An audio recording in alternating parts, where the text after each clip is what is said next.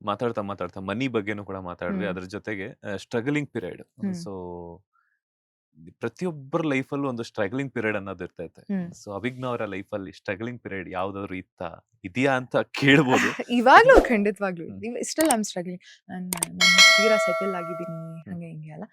So ನನ್ನೊಂದು principal ಅಲ್ಲಿ ನಾನು ಹ್ಮ್ ಬದುಕ್ತಿರೋದು. ನಾನು ಒನ್ಸ್ ನಂದು 10th ಮುಗಿದ ತಕ್ಷಣ ನಾನು ಮೆಕ್ಡಾನಲ್ಡ್ಸಿಗೆ ಕೆಲ್ಸಕ್ಕೆ ಸೇರ್ಕೊಂಡೆ. ಹ್ಮ್ ಅಲ್ಲ 10th ಆಯ್ತು, PU ಹ್ಮ್ ಸೆಕೆಂಡ್ PU ಆದ ತಕ್ಷಣ ಬಿಕಾಸ್ 18+ ಆಗಿರ್ಬೇಕು. ಹ್ಮ್ ನಾನು ಮೆಕ್ಡಾನಲ್ಡ್ಸ್ ಅಲ್ಲಿ ಕೆಲ್ಸಕ್ಕೆ ಸೇರ್ಕೊಂಡೆ. ನಮ್ಮ ಅಪ್ಪ ಅಮ್ಮಂಗೆ ನಾನು ಒಬ್ಳೆ ಮಗಳು. ಅವ್ರು ನನಗೆ ದುಡ್ಡು ಕೊಟ್ಬಿಟ್ಟು ಹ್ಮ್ ನನಗೆ ಜೀವನ ನಾನು ಚೆನ್ನಾಗಿ ಇರ್ಬೋದಿತ್ತು. ಬಟ್ ನನಗೆ ನನ್ನ ಸ್ವಾಭಿಮಾನ ಅವಾಗಿಂದನು. ಹ್ಮ್ ಸೊ ನಾನು ಅವತ್ತಿಂದನೂ ನಮ್ಮ ಅಪ್ಪ ಅಮ್ಮಂದು ಅದು ಹ್ಮ್ ಅವ್ರು ಕಷ್ಟಪಟ್ಟಿದ್ದು. ಅದ್ರ ಮೇಲೆ ನಾನು ಅಧಿಕಾರ ಚಲಾಯಿಸಕ್ ನನಗೆ ಯಾವುದೇ ರೀತಿ ಹಕ್ಕಿಲ್ಲ. ನನ್ನ ಜೀವನ ಏನ್ ಕಟ್ಕೊಬೇಕು ನಾನು ಇವತ್ತಿನವರೆಗೂ ಸ್ಟ್ರಗಲ್ ಮಾಡ್ತಾ ಇದ್ದೀನಿ. ಹ್ಮ್ ನಾನು ನನ್ನ ಕಾಲೇಜ್ ಫೀಸ್ ನಾನು ತುಂಬಾ ಹೆಮ್ಮೆಯಿಂದ ಹೇಳ್ಕೊಂತೀನಿ. ನನ್ನ ಡಿಗ್ರಿ ಕಾಲೇಜ್ ಫೀಸು, ನಾನು MBA ಮಾಡಿದ್ದೀನಿ, MBA ಕಾಲೇಜ್ ಫೀಸ್, ಹ್ಮ್ ಇವತ್ತು LLB ಮಾಡ್ತಾ ಇದ್ದೀನಿ. ಇವೆಲ್ಲದಕ್ಕೂ ನಾನು ಕಷ್ಟಪಟ್ಬಿಟ್ಟು ನಾನು ದುಡಿದ್ಬಿಟ್ಟು ನನ್ನ ಫೀಸ್ನ ನಾನು ಕಟ್ಕೊಂಡಿರೋದು. ಯಾರ ಮೇಲೂ ಡಿಪೆಂಡ್ ಆಗಿಲ್ಲ. ನಮ್ಮ ಅಪ್ಪ ಅಮ್ಮನ ಹತ್ರ ₹1 ಕೇಳಿಲ್ಲ ನಾನು. ಕೇಳಬಾರ್ದು ಅಂತ ಅಲ್ಲ. ನನ್ನ ದುಡ್ಡು ನಾನು ದುಡಿದ್ಬಿಟ್ಟು ನನ್ನ ಎಜುಕೇಷನಿಗೆ ನಾನು ಇನ್ವೆಸ್ಟ್ ಮಾಡ್ಕೊಬೇಕು ಅನ್ನೋದು ನನ್ನ ಮೆಂಟಾಲಿಟಿ ಹ್ಮ್ ಇತ್ತು. ಇವತ್ತಿನವರೆಗೂ ಸ್ಟ್ರಗಲ್ ಮಾಡ್ತಾ ಇದ್ದೀನಿ. ನಾನು ಸ್ಟ್ರಗಲ್ ಅಂತ ಅದನ್ನ ಹೇಳಕ್ ಇಷ್ಟಪಡಲ್ಲ. ಹ್ಮ್ ಅದು ಜರ್ನಿ ನಂದು. 10 years 15 years down the line ನಾನು ಚೆನ್ನಾಗಿ ದುಡಿತಾ ಇರ್ತೀನಿ. ಇಷ್ಟೆಲ್ಲ ಕಷ್ಟಪಟ್ಟಿದ್ದಕ್ಕೆ ಇವತ್ತು. And this is the right age. Hmm ಇವಾಗ್ಲೇ ನಾವು ಸೋಂಬೇರಿತನ ತೋರಿಸ್ಬಿಟ್ರೆ ದುಡಿಯೋದಕ್ಕೆ ಯಾವಾಗ ದುಡಿತೀವಿ? ಚೆನ್ನಾಗಿ ಇವಾಗ ದುಡಿದ್ಬಿಟ್ಟು ಇನ್ನೊಂದು 20 ಇಯರ್ಸ್ ಸೆಟಲ್ ಆಗಿರ್ತೀನಿ. ಅವಾಗ ವೆನ್ ಐ ಲುಕ್ ಬ್ಯಾಕ್, ಈ ಸ್ಟ್ರಗಲ್ ಅಂತ ಅನ್ಸಲ್ಲ. ಇಟ್ಸ್ ಅ ಜರ್ನಿ ಅಂತ. ಸೊ ನಾನು ಅಂಡ್ ನನ್ನ ದುರಾಸೆ ಇಲ್ಲ ನನಗೆ. ನನಗೆ ಇಷ್ಟು ತಿಂಗಳಿಗೆ ನನ್ನ ಕಮಿಟ್ಮೆಂಟ್ ಇದೆ. ಅದ್ರ ಮೇಲೆ ನನ್ನ ಖರ್ಚು ಇಷ್ಟಿದೆ. ಆ್ಯಂಡ್ ನಾನು ತುಂಬಾ ಲೋ ಮೇಂಟೆನೆನ್ಸು. ನಾನು ತೀರಾ ಏನೋ ಪಾಶ್ ಹೋಟೆಲ್ಸ್ಗೆ ಹೋಗ್ತೀನಿ, ಅದು ಇದು ಇಲ್ಲ. ನಂಗೆ ಕಾಫಿ ಶಾಪ್ಸ್ಗೆ ಹೋಗ್ಬಿಟ್ಟು ಕಾಫಿ ಕುಡಿಯೋದೊಂದಿದೆ. ಹ್ಮ್ ಸೊ ಅದಕ್ಕೂ ಎಷ್ಟು ಬೇಕು, ನನಗೆ ಇಷ್ಟು ಕಮಿಟ್ಮೆಂಟ್ಸ್ ಇದೆ, ಅಷ್ಟೇ ನಾನು ದುಡಿಯೋದು. ಅದ್ರ ಮೇಲೆ ನನಗೆ ಜಾಸ್ತಿ ಬಂದರೂ ನಾನು ದುಡಿಯೋಕೆ ಹೋಗಲ್ಲ. ನಂಗೆ ತೀರಾ ಅತಿ ಆಸೆ ಇಲ್ಲ ದುಡ್ಡು ಬೇಕು, ನನಗೆ ಅದು ಬೇಕು ಇದು ಬೇಕು. ಹ್ಮ್ ಇರೋದ್ರಲ್ಲಿ ದೇವ್ರು ಏನು ಕೊಟ್ಟಿದ್ದಾನೆ ಅದ್ರಲ್ಲಿ ಖುಷಿಯಾಗಿ ಬದುಕ್ತಾ ಇದ್ದೀನಿ. ಆ ಮೆಂಟಾಲಿಟಿಲಿ ಬದುಕ್ತಿದ್ದೀನಿ ನಾನು. ಸೊ ಹಾಗಾಗಿ ಸಮಯ ಸಂದರ್ಭ ಅನ್ನುವಂಥದ್ದು ಹೇಳಿ ಕೇಳಿ ಬರೋದಿಲ್ಲ. ಹ್ಮ್ ನೀವು ಹೇಳ್ತಾ ಇದ್ರಿ ನಾನು ತುಂಬಾ ಸ್ವಾವಲಂಬಿ ಬದುಕನ್ನ ಹ್ಮ್ ಬದುಕ್ತಾ ಇರೋವಂಥದ್ದು ಹ್ಮ್ ಅಂತ ಹ್ಮ್ ಹೇಳ್ಬಿಟ್ಟು. ನೀವು ಒಬ್ರ ಹತ್ರ ಕೈ ಚಾಚಿಲ್ಲ ಅಂದ್ರೂ ಕೂಡ ಸಮಯ ಸಂದರ್ಭ ನಮಗೆ ಹ್ಮ್ ಕೈ ಚಾಚುವಂಗ್ ಮಾಡುತ್ತೆ. ಹ್ಮ್ ಹ್ಮ್ ಸೊ ಫೀಸ್ ಕಟ್ಟಕ್ಕಾಗಿರ್ಬೋದು, ಇನ್ನೊಂದು ವಿಚಾರಕ್ಕಾಗಿರ್ಬೋದು, ಯಾವುದೋ ಒಂದು ಪರಿಸ್ಥಿತಿಗೆ ಹ್ಮ್ ಅನುಗುಣವಾಗಿ ಏನಾದ್ರೂ ಒಂದು ಹ್ಮ್ ಹಣದ ಕೊರತೆ ಅಂತ ಬಂದಾಗ ಹ್ಮ್ ಆ ಒಂದು ಪೀರಿಯಡ್ ಅನ್ನ ಹೆಂಗೆ ಬ್ಯಾಲೆನ್ಸ್ ಮಾಡಿದ್ರಿ ಅಂತ. ನಾನು ಸ್ವಾಭಿಮಾನಿ ಆದ್ರೂ ಕೆಲವೊಂದ್ಸತಿ ಜೀವನ ಹೆಂಗ್ ಮಾಡ್ಬಿಡುತ್ತೆ ಅಂದ್ರೆ, ನೀನ್ ಎಷ್ಟೇ ಸ್ವಾಭಿಮಾನಿ ಇದ್ರು ಒಂದ್ ಪಾಯಿಂಟ್ ನೀನ್ ಯಾರನ್ನೋ ಕೇಳ್ಬೇಕು ಅನ್ನೋ ಮಟ್ಟಕ್ಕೆ ಕರ್ಕೊಂಡ್ ಬಂದ್ಬಿಡುತ್ತೆ. ನನ್ನ ಜೀವನನೂ ಹಂಗ್ ಕರ್ಕೊಂಡ್ ಬಂದಿತ್ತು. ಹ್ಮ್ ಬಟ್ ಆ ಟೈಮಲ್ಲೇ ಸರ್ ನಮ್ಮೋರು ಯಾರು ಬೇರೆಯವ್ರು ಯಾರು ಅಂತ ನಮಗೆ ಗೊತ್ತಾಗೋದು. ದುಡ್ಡಿದ್ದಾಗ ಎಲ್ರೂ ಬರ್ತಾರೆ ನಮ್ಮ ಜೊತೆ. ನೀನೇ ಇಂದ್ರ, ನೀನೇ ಚಂದ್ರ, ಹ್ಮ್ ಯಾವಾಗ ದುಡ್ಡು ಖಾಲಿ ಆಗುತ್ತೆ, ಯಾರು ನೀವು ಅಂತ ಅಂದ್ಬಿಡ್ತಾರೆ. ಹ್ಮ್ ಸೊ ಅಂಥ ವ್ಯಕ್ತಿಗಳನ್ನ ನೋಡಿದ್ದೀನಿ. ನಾನು ಇವಾಗ್ಲೂ ನಂಗೆ ನೆನಪಿದೆ. There was a point in my life. Hmm ನಮ್ಮ ಫ್ಯಾಮಿಲಿ ತುಂಬಾ ಸ್ಟ್ರಗಲ್ ಮಾಡ್ತಿದ್ವಿ. ಫೈನಾನ್ಷಿಯಲಿ ಆಗಿರ್ಬೋದು, ಹೆಲ್ತ್ ವೈಸ್ ಆಗಿರ್ಬೋದು.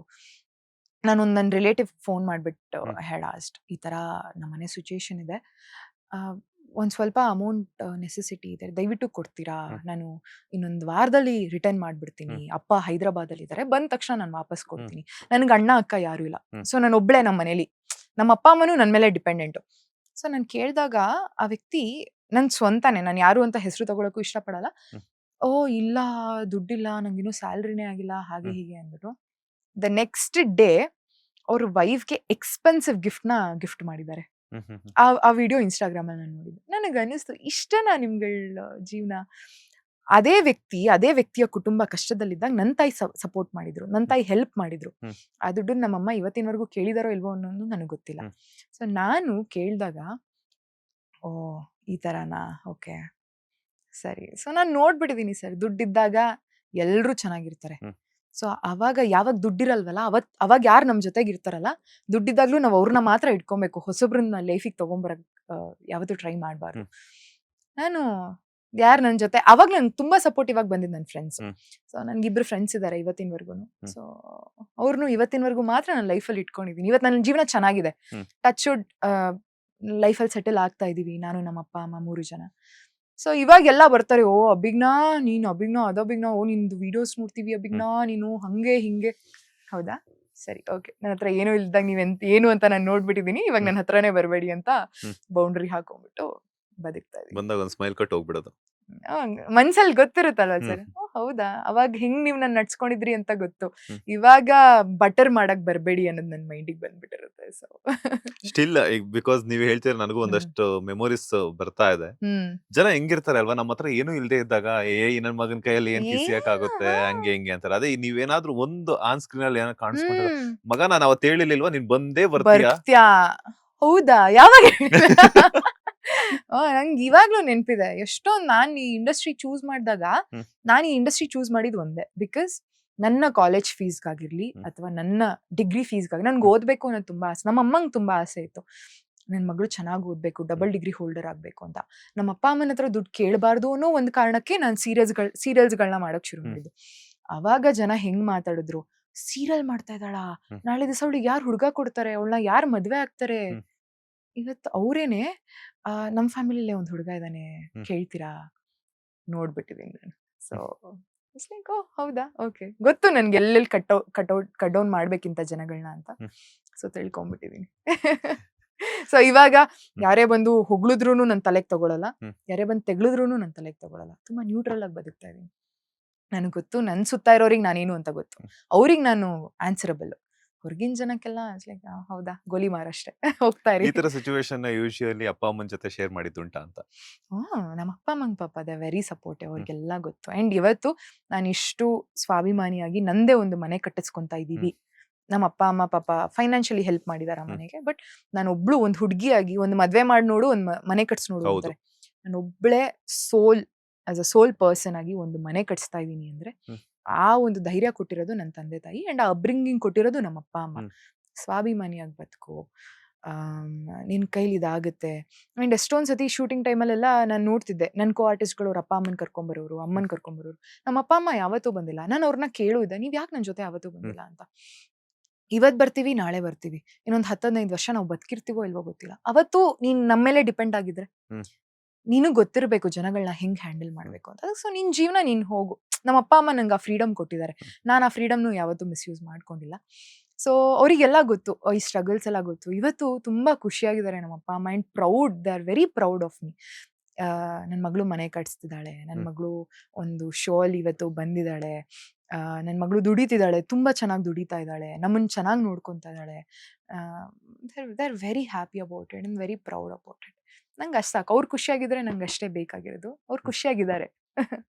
ಮಾತಾಡ್ತಾ ಮಾತಾಡ್ತಾ ತಂದೆ ತಾಯಿ ಕೆಲವೊಬ್ಬರಿಗೆ ಫ್ರೀಡಮ್ ಕೊಟ್ಟಿರೋದನ್ನ ಹ್ಮ್ ಎಲ್ರು ಅಂತಲ್ಲ, ಹ್ಮ್ ಕೆಲವರು ಹ್ಮ್ ಮಿಸ್ಯೂಸ್ ಮಾಡ್ಕೊಳ್ತಿರ್ತಾರೆ. ಹೌದು. ಯಾಕಂತಂದ್ರೆ ಇತ್ತೀಚೆಗೆ ಏನಿದ್ರು ಪಬ್ಬು ಅದು ಇದು ಆ ತರ ಹ್ಮ್ ಮಾಡ್ಕೊಳ್ತಿರ್ತಾರೆ. ಹ್ಮ್ ಸೊ ಅದಕ್ಕೆಲ್ಲ ಹೋಗ್ತಾ ಇರ್ತಾರೆ. ಹ್ಮ್ ತಂದೆ ತಾಯಿ ತಪ್ಪು ಅಂತ ಹೇಳಿದ್ರು ಕೂಡಾನು ಹ್ಮ್ ಆ ಒಂದು ಏಜ್ ಅಲ್ಲಿ ಅವ್ರಿಗೆ ಯಾವ್ದು ಸರಿ ಯಾವ್ದು ತಪ್ಪು ಅಂತ ಹ್ಮ್ ಗೊತ್ತಾಗೋದಿಲ್ಲ. ಈ ಹ್ಮ್ ಫ್ರೆಂಡ್ಸ್ ಬಾಂದಿದಾರೆ ಅಂತಂದಾಗ ತಂದೆ ತಾಯಿ ಹೇಳ್ದಾಗ್ಲೂ ಕೂಡಾನು ಹ್ಮ್ ಫ್ರೆಂಡ್ಸ್ ಜೊತೆ ಬಿಡಲ್ಲ ಅಂತ ಹೇಳ್ಬಿಟ್ಟು ಅವ್ರ ಮೇಲೆ ರೇಗು ಹ್ಮ್ ಅಂತದ್ದಾಗಿರ್ಬೋದು, ಈ ತರ ಮಾಡ್ತಿರ್ತಾರೆ. ಹ್ಮ್ ಸೊ ಅಂತವ್ರಿಗೆ ಏನಾದ್ರು ಟಿಪ್ಸ್ ಹೇಳ್ತೀರಾ ಅಥವಾ ಗೈಡ್ಲೈನ್ಸ್ ಏನಾದ್ರು ಕೊಡ್ತೀರಾ ಅಂತ? ಎಂಜಾಯ್ ಮಾಡಬೇಡಿ ಅಂತ ನನ್ನ ಜೀವನದಲ್ಲಿ ಖಂಡಿತವಾಗ್ಲೂ ಹೇಳಲ್ಲ. ಹ್ಮ್ ಎಲ್ರಿಗೂ ಆ ಒಂದು ಅಧಿಕಾರ ಇದೆ ಅವ್ರ ಜೀವನನ ಹೆಂಗ್ ಎಂಜಾಯ್ ಮಾಡಬೇಕು ಅಂತ. ಬಟ್ ಒಂದು ಆ, ನೀವ್ ಏನೇ ಎಂಜಾಯ್ ಮಾಡಿದ್ರು ಅಥವಾ ನೀವ್ ಏನೇ ಒಂದು ಡಿಸಿಷನ್ ತಗೊಂಡ್ರು, ಮನೇಲಿ ಒಂದು ನಿಮ್ಗಾಗಿ ಒಂದ್ 2 ಜೀವ ಕಾಯ್ತಿದೆ ಅನ್ನೋ ತಲೆಯಲ್ಲಿ ನೆನ್ಪಿಟ್ಕೊಡಿ ಹ್ಮ್ ಅಷ್ಟೇನೆ.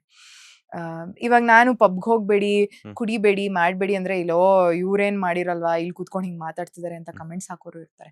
ನಿಮ್ ಜೀವನ ಅದು, ನೀವ್ ಏನ್ ಬೇಕೋ ನೀವು ಮಾಡಿ. ನಿಮ್ಗೆ ಅದ್ರಲ್ಲಿ ಖುಷಿ ಸಿಗುತ್ತಾ, ಎಲ್ಲ ಲಿಮಿಟ್ ಅಲ್ಲಿ ಮಾಡಿ.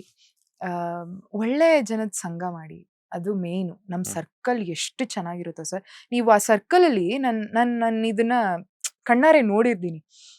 ಒಂದೊಳ್ಳೆ ಸರ್ಕಲ್ ಅಲ್ಲಿ ಹ್ಮ್ ನೀವ್ ಹೇಗಾದ್ರೂ ಇರಿ, ನೀವು ತುಂಬಾ ಕುಡಿದ್ಬಿಟ್ಟು ಹ್ಮ್ ತೂರಾಡ್ಕೊಂಡ್ ಬಿದ್ರೂನು ಆ ಸರ್ಕಲ್ ಒಳ್ಳೇದಿದ್ರೆ ಅವ್ರು ಬಂದು ನಿಮ್ಮನ್ನ ಕ್ಲೀನ್ ಆಗಿ ಮನೆಗ್ ಬಂದು ತಲುಪಿಸ್ತಾರೆ. ಸರ್ಕಲ್ ಕೆಟ್ಟದಿದ್ರೆ ಹ್ಮ್ ನೀವ್ ಏನೂ ಮಾಡಿಲ್ಲ ಅಂದ್ರೂ ನೀವು ಹಾಳಾಗ್ಬಿಡ್ತೀರಾ. ಅಂತವ್ರ ಜೊತೆ ಇದೀವಿ ಅಂದ್ರೂ ಓ ಇವ್ರು ಅಂತವ್ರು ಅಂತ ಹ್ಮ್ ಹೇಳ್ಬಿಡ್ತಾರೆ. ಹ್ಮ್ ಸೊ ಹಾಗಾಗಿ ಏನೇ ಮಾಡಿದ್ರು ಲಿಮಿಟೇಷನ್ಸ್ ಅಲ್ಲಿ ಮಾಡಿ. ಯಾವ್ದು ಸರಿ ಯಾವ್ದು ತಪ್ಪು ಅಂತ ಕರೆಕ್ಟ್ ಆಗಿ ಡಿಸಿಷನ್ಸ್ ತಗೊಂಡ್ ಮಾಡಿ.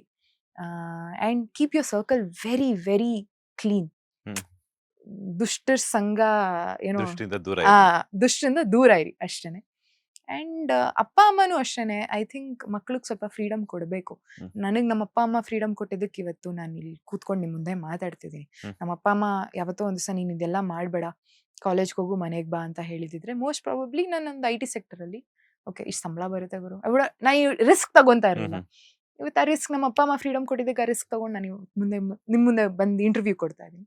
ಸೊ ಐ ಥಿಂಕ್ ಪೇರೆಂಟ್ಸು ಆ ಫ್ರೀಡಮ್ ಕೊಡಬೇಕು. ಅಂಡ್ ಅದೇ ಮಕ್ಕಳು ಗೊತ್ತಿರ್ಬೇಕು ಅವ್ರಿಗೆ ಎಷ್ಟು ಆ ಫ್ರೀಡಮ್ನ ಮಿಸ್ಯೂಸ್ ಮಾಡ್ಕೊಬೇಕು, ಮಿಸ್ಯೂಸ್ ಮಾಡ್ಕೊಬಾರ್ದು ಅಂತ. ಸೊ ಅಷ್ಟೇ. ಲೇಟೆಸ್ಟ್ ಹಾಗೂ ಇಂಟ್ರೆಸ್ಟಿಂಗ್ ಸುದ್ದಿಗಳಿಗಾಗಿ ಬಾಸ್ ಟಿವಿ ಕನ್ನಡ ಚಾನೆಲ್ನ ಸಬ್ಸ್ಕ್ರೈಬ್ ಮಾಡಿ. ಹಾಗೆಯೇ ಬೆಲ್ ಐಕಾನ್ ಪ್ರೆಸ್ ಮಾಡಿ. ಇದರ ಜೊತೆಗೆ ಫೇಸ್ಬುಕ್, ಇನ್ಸ್ಟಾಗ್ರಾಮ್, ಎಕ್ಸ್ನಲ್ಲೂ ಮಿಸ್ ಮಾಡದೆ ಫಾಲೋ ಮಾಡಿ.